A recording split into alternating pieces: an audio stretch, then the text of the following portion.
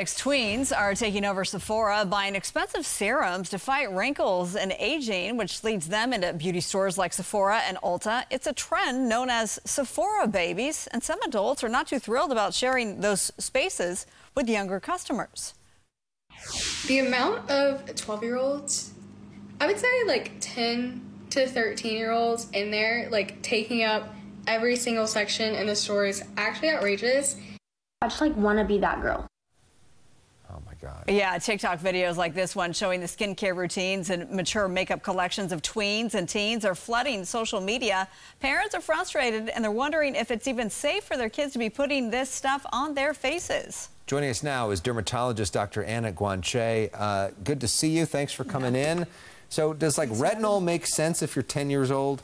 Absolutely not. In most cases, unless there's an acne or some problem with the skin, there's really no need for retinoids at that age.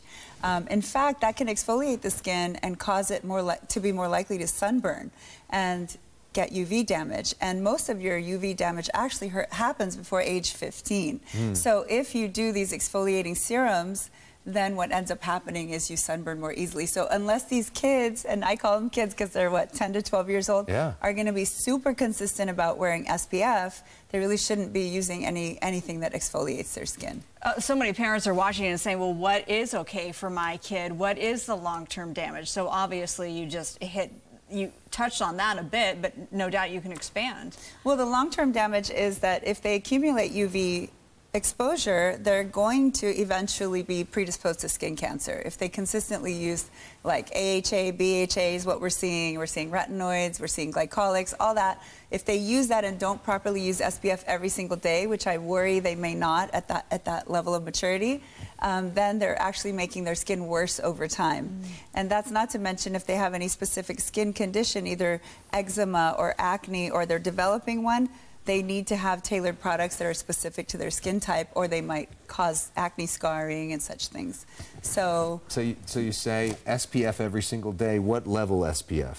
So SPF 30 or higher every day, and it can just be like Neutrogena, CeraVe, just a bland type of SPF that's not $80 a tube. And then they can use Cetaphil Cleanser, which is a great gentle cleanser and does take makeup off. Hopefully they're not wearing too much, but if they are, it'll remove their makeup and not cause dry skin or irritation. I mean, this is a trend that is new, really a phenomenon. It was just hard to get a child to wash their face at the end of the day.